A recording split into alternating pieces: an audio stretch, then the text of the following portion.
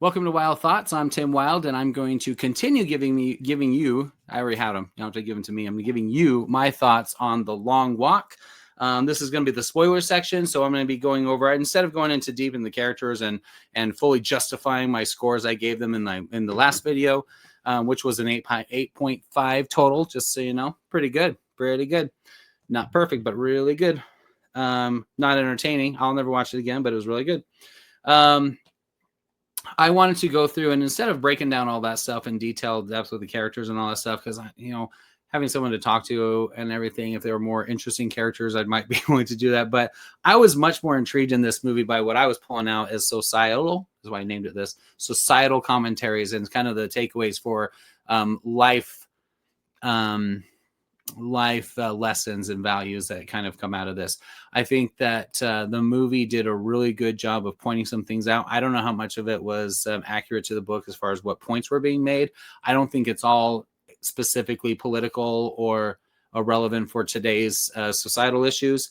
There's a lot of things going on in the world right now. And at the time of this recording, there were some recent events I don't know if I'm going to specifically get into, but there's a lot of things where these are definitely relevant factors. And so I just want to kind of go through kind of a list of some things I was making note of as I was watching the movie and some of the things I was picking up on. So it's mostly in chronological order, but not exactly. If you've seen the movie, you kind of know what I'm kind of talking about. I'm not going to fully describe the scenes and everything, just some of the lines and what I was thinking about as I watched the scene happen. In the beginning of it, you have the general guy, whatever, the guy that was in charge and giving them the instructions. And when he comes up, he makes the point that everyone can win. And I was kind of instantly getting the idea that the government, the guys in the tanks and everything representing, quote, the state, they were obviously the authority. They're the power. That's the government. And saying that everyone has or can win, that's obviously it's a stretch for the American dream that anyone can succeed if you work hard enough, if you keep walking, and no matter what you sacrifice, how bloody your feet are, you will make it. You will be able to get where you're going, and you could win big if you can only survive. But we know that's, there's an expense to that. In order for every one person that's going to win, there's going to be obviously 39 other kids that are going to die along the way, and they're going to be miserable and unhappy and mostly mercifully killed, but they're going to be tortured and miserable the entire way in the meantime.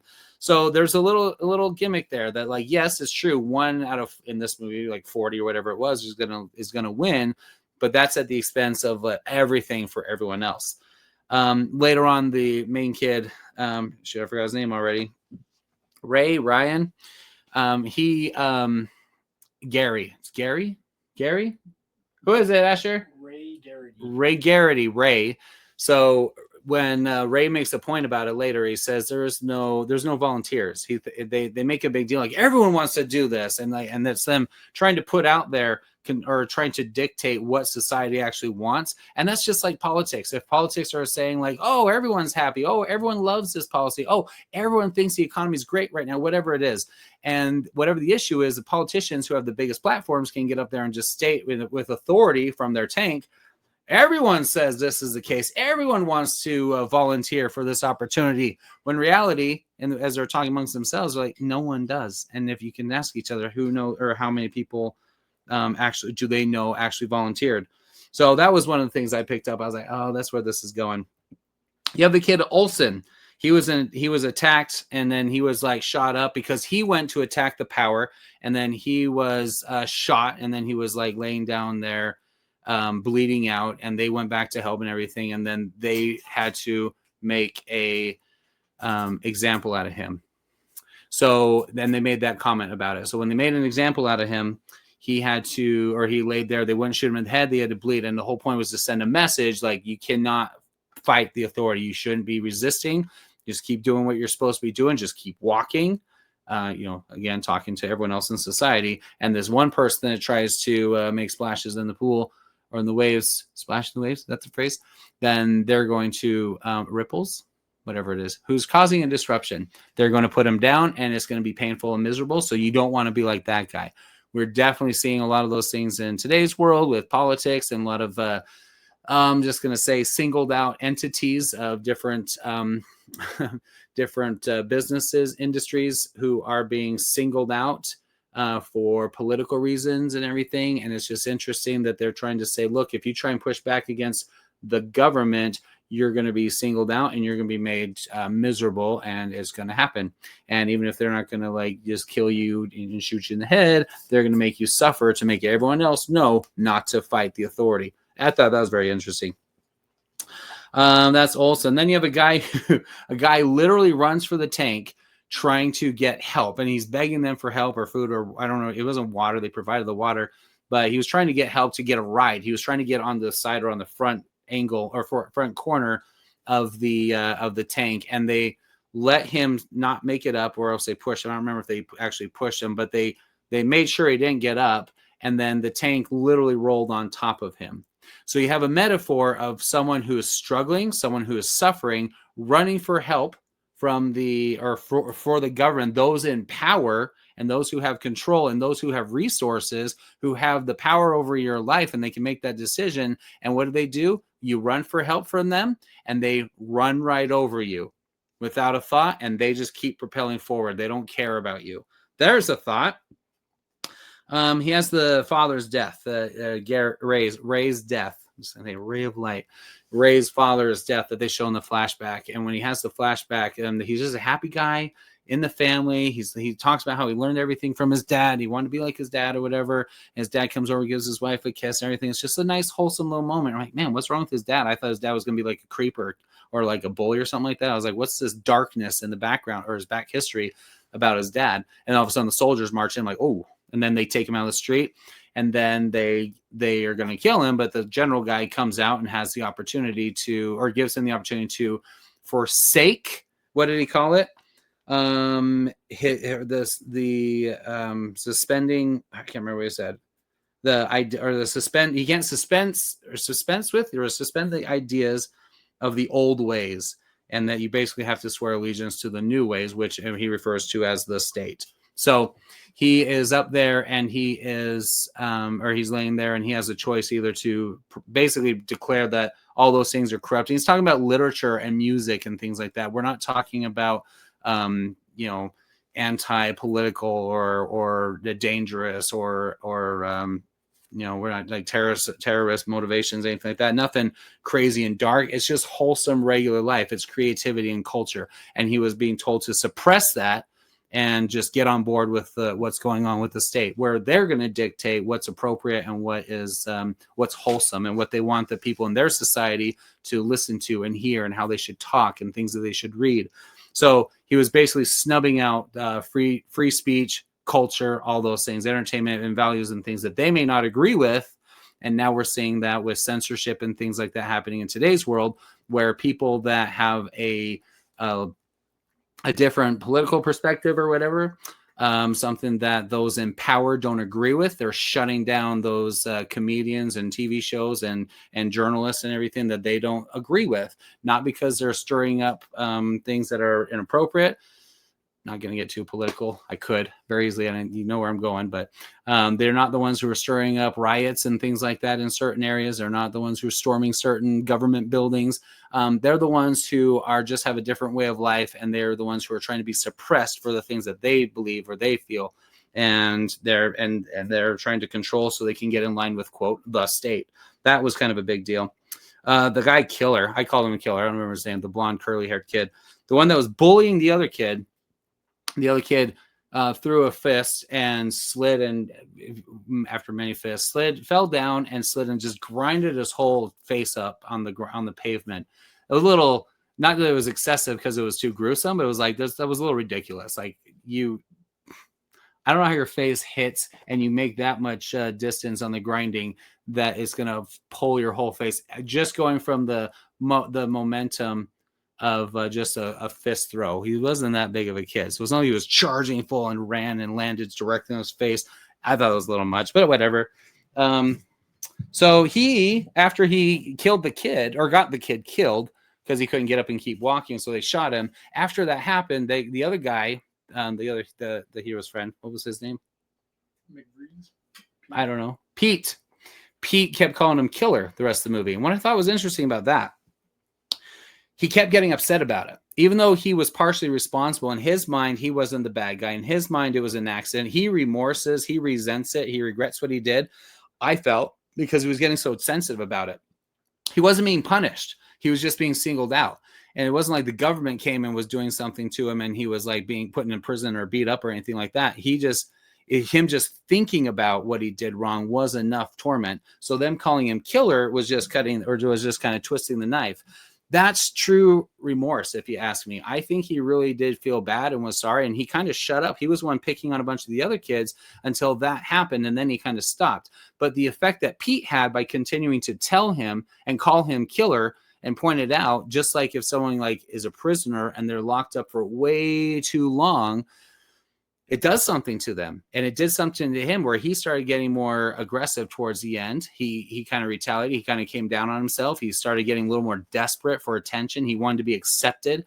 And so if you have someone that is trying to, what prisoners are supposed to do is rehabilitate people and get them back into, not totally supposed to, but one of the things that they hopefully can try to do is get someone acclimated to go back into society.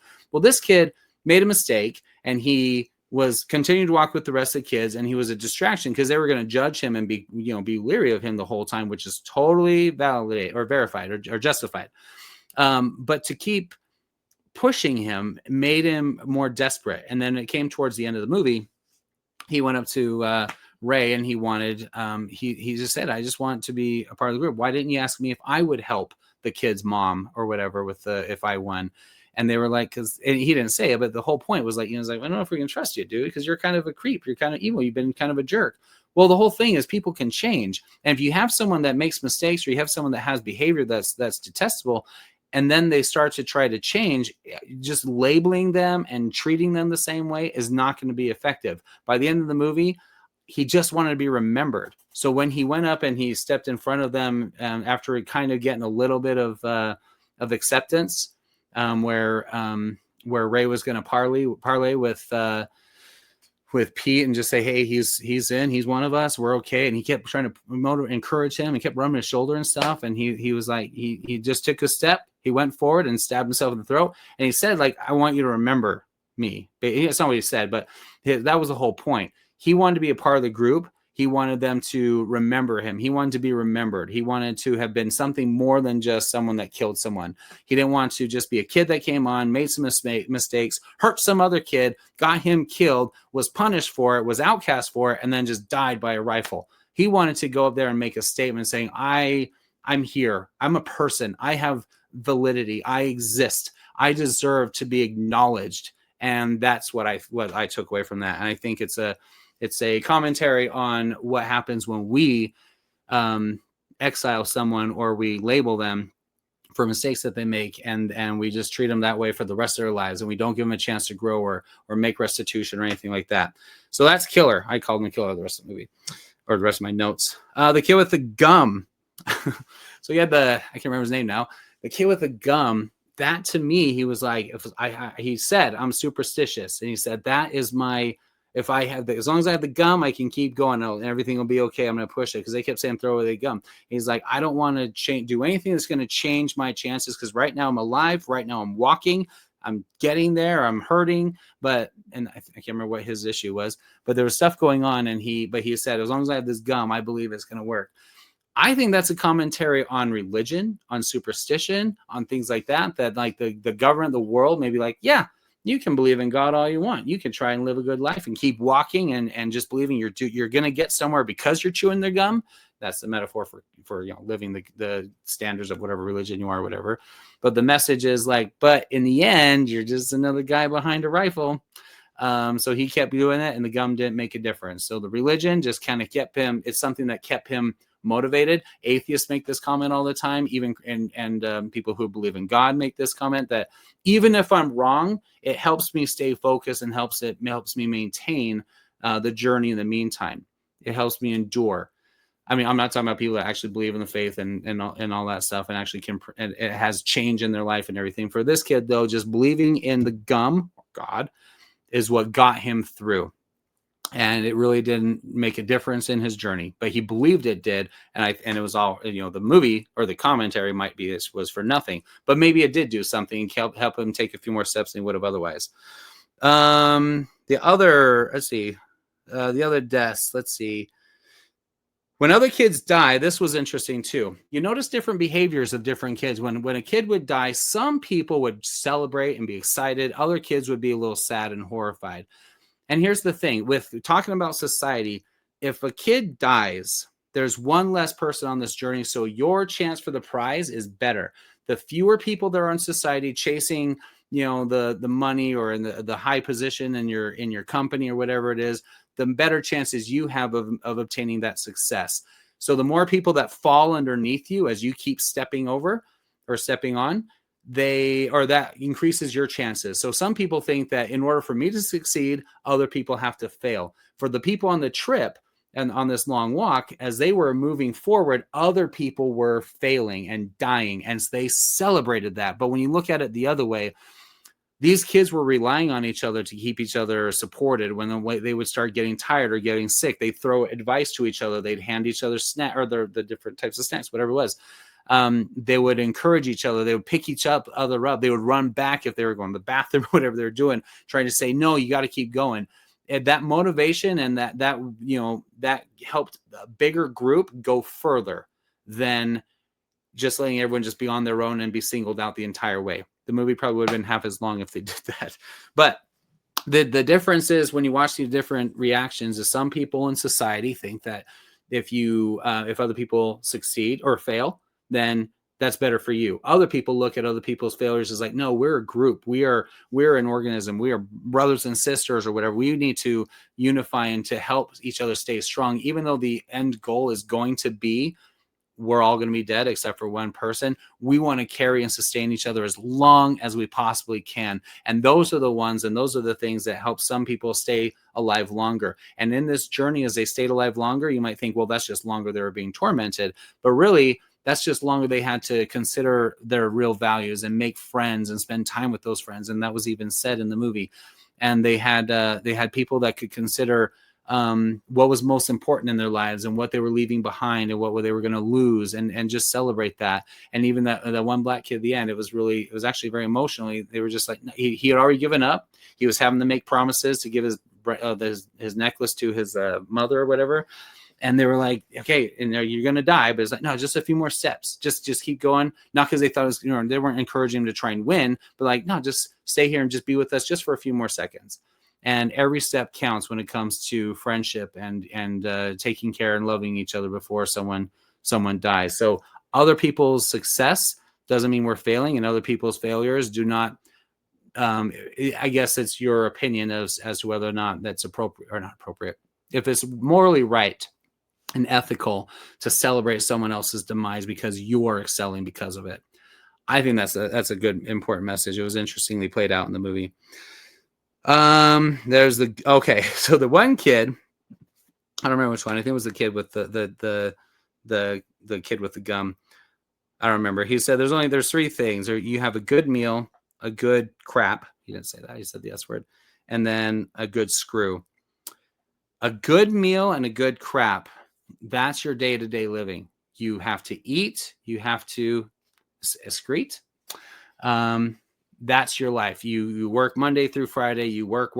You just take home money. You get some sleep. You have your chores. You have responsibilities, and you have your family to take care of and all that stuff. You have your work duties and off work duties and everything you're doing to eat and crap. And then on the weekend or vacations or not until you die, then you have the pleasures. Maybe not until you die, but that's what you're working for. That's what the phrase is. You're working for the weekend. You are working because you can't be happy until you get to the very end of the week when you're not, quote, eating and crapping, and you get to the end where you get the screw with this metaphor. There's three things. And there's a lot of times people think, there's a philosophy some people have that all life is death and sex. That's it. And if you're, and that's what animals do. If you think about the animal kingdom, what do? They eat, they crap, they have sex, they reproduce, then they die. So there's sex and death. That's it. Eating and crapping is just what sustains your existence, but until you get to the screw, reproducing, and then death.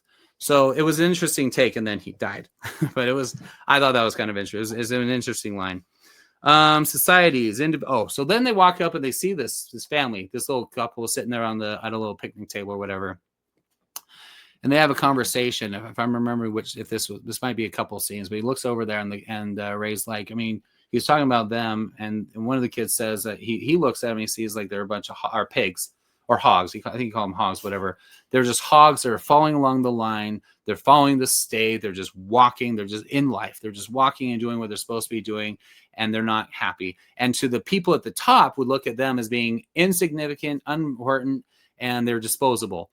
But Ray looked at them and said, you look at them as either pigs or hogs or whatever, or you look at them as an individual family, as individuals in a family, and that's important.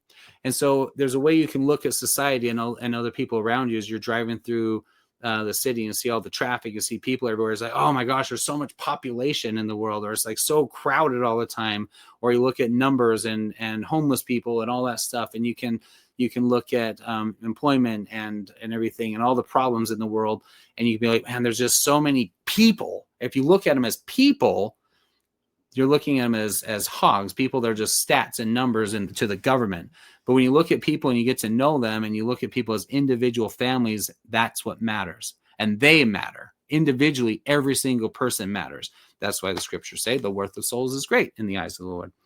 But I think that was a really interesting conversation. But it's true. And for all of us in the world, to the world, to the government and other people looking at us who are strangers, they may see us as just more people out there. We're all hogs or pigs in the way, fulfilling some use or whatever. That's just temporary. But to someone that takes the time to really look and care, they're an individual family, and that's a value, and it's worth getting to know them. So because that's important. All right. So then we're almost done here. A couple more thoughts. I noticed that a lot of them got a little more mouthy. The further they got on the journey, they got a little more grittier. They got a little more bold in talking back to the soldiers. And somewhere they started singing and shouting and say, F the walk or whatever, all that stuff. I think that's interesting because I work in a hospital and I see a lot of people who are older. They're a lot less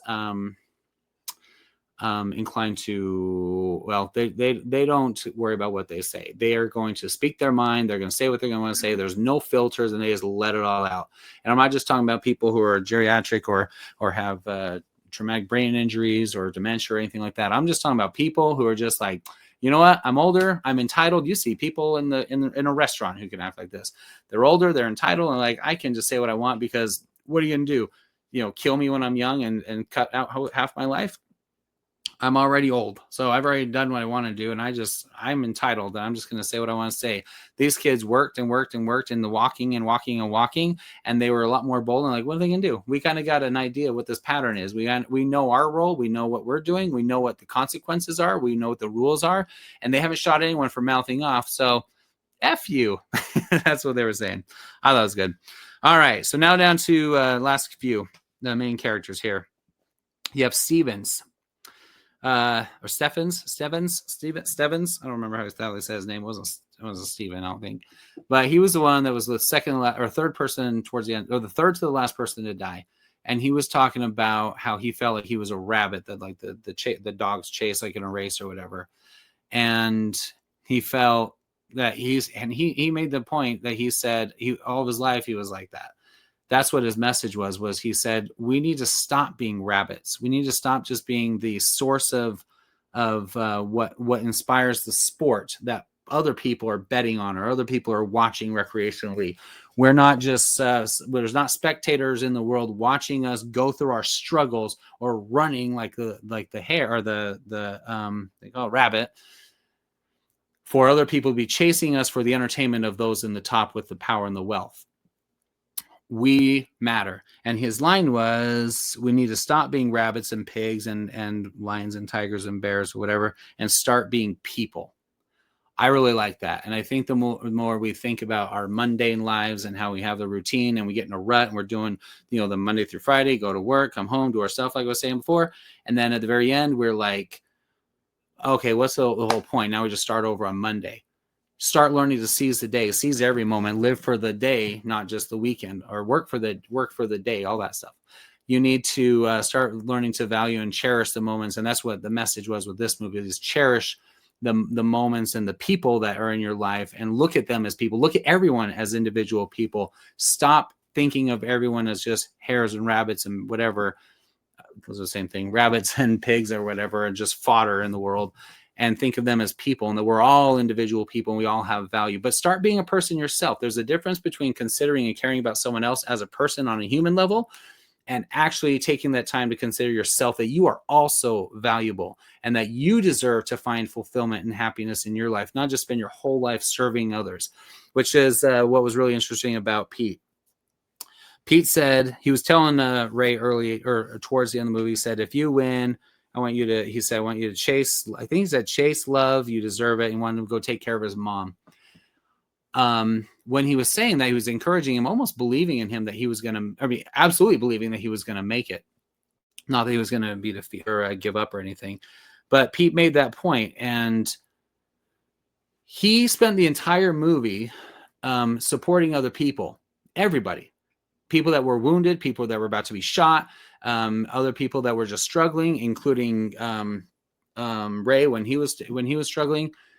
Pete's the one that made some effort to make sure everyone else kept continuing to go, that they were all important. He's the one that was the most selfless, the most sacrificial of his own needs, that he had that energy, that he was able to reach out and help others, even though it might make things harder for him. He'd be more exhausted running back to help someone. He'd be more tired, and he had little resources, little strength, but he did his very best to sustain the entire group.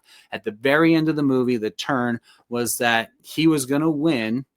Oh, no, he was going to sacrifice himself for Ray. Ray got him up and said, we'll keep going. Then Ray stepped behind, and then Gary turned around and realized that Ray was going to give up and let Pete win. That's because, as Christ said, he who is least among us or amongst you is the greatest, whatever the line is, whatever the scripture is. Pete spent the entire movie, other than his, he's the one that was kind of ripping on the killer. He spent the entire movie looking out for other people and supporting other people and sacrificing his time and energy to sustain other people. In the very end, he was rewarded with that opportunity to win by someone else who sacrificed for him because he deserved it. Pete said, or Ray says, if you couldn't, let's see, he told him earlier, he said, you can't keep saving me. And that may feel that way. And that's the whole thing with the starfish, with the little girl on the shore tossing the starfish back into the water. And the person comes up and says, what are you doing? He's like, I'm trying to save the starfish. And looks, and all of them are going to dry out and everything on the shore. He's like, you can't save all those starfish. And she says, she picks one up and throws it in the ocean. She said, I saved that one. And that's what it was Pete was just trying to save everyone, tried to help everyone. And there came to a point where Ray, as a little starfish, was like, you can't keep saving me. Because he knew he had a mission he wanted to fulfill for himself, and he knew that Pete deserved to. I think that was part of it. It wasn't just his sacrifice. I think he thought Pete deserved to win. Well, that's why he had the sacrifice. Every moment matters. I think that's what was said, and they have to keep stepping. At the end of the movie, this is what my takeaway from the very end of the movie. It's abstract. I don't know exactly what happened. If Pete got killed for killing the guy. Fulfilling Ray's dream or Ray's goal. What was the dream? But when Pete turns and looks, and all he sees is this dark road ahead of him, and it was ominously dark. There was no people. All the celebration was on one side, and he was like, it's like he was past everyone and looking off into the void. My thought was that at the end of the quote long walk is just more road. There is no end. It doesn't stop. You may be taken off the road when you die, and that's a line that came up earlier in the movie as well. Everyone's going to die, and you have to come to grips with that. When one person would get killed, there was a point where Pete said to Ray, he said, I keep hoping that part gets easier. And Ray says, that's what I'm afraid of. The more we start considering or accepting that death is inevitable, that there is a way off the road that eventually can be put out of our pain, and that's just going to be better. We don't want to become too complacent in that. We want to continue as society to help build and strengthen and preserve each other as a human unit as long as possible, keeping everyone on this journey, even though eventually everyone's going to die at some point, but death is inevitable. So at the very end of your life, if Pete was to have died at the end of the movie, he turns and all he sees is there's more road. Your trip was all to get. There's no location. There's no destination is what I'm saying. You go your entire life. There's more trials. There's more obstacles. There's more failures. There's more successes. And it just gets harder and harder and harder. You get more tired and exhausted over time. Eventually you're spent and then you're gone. So there is no end. That's what I thought was interesting. You never win from the destination. Death is inevitable. And that's the one thing that we learn is everyone dies. That was my takeaway. The whole point for me of this movie, other than a lot of societal commentary, is that we need to treat each other as human beings, and we need to treat ourselves as human beings, and seriously learn to enjoy the journey. They made the best of it that they could, and they put the camera right in front of them and made us have to watch them. It's a good movie. It really is. It's not a fun, relaxing, and entertaining movie, but there's a lot of interesting stuff that was pointed out. I could be completely crazy in all my takeaways, and there's a lot of things going on in the world right now that kind of have my mind in a certain direction, especially politically right now in the country. But I think a lot of that stuff was relevant, and I think there's a lot of messages. A lot of people could take different things away. There was a lot of messages that people could take away in different ways. I don't know what I'm trying to say. I know I'm trying to say. I don't know how to say it, but that's what I got out of it, and I thought it was a good, wholesome. Like I said, in my review, what did I say? It was a very heartfelt message told through broken-hearted kids. That's my tagline for my review. So anyway, I enjoyed it. I'm never going to watch it again. It's not because it's too dark. It's just, it's a sit. Ooh, that is a sit. It was exhausting. I literally fell every time it kept saying, one more day and this many miles. I'm like, yep, that feels about right. But anyway, thanks for watching. If you have any other thoughts or ideas or anything that you think I'm crazy about, or you have any other opinions or anything you want to share, I would love to read it. You're welcome to put it in the comments and everything. But thanks for watching. Like and subscribe if you want more content or my thoughts. Those are why they're the Wilde Thoughts, because I'm Tim Wilde, and that's what I do. I share my thoughts. So thanks again for watching, and we'll see you soon.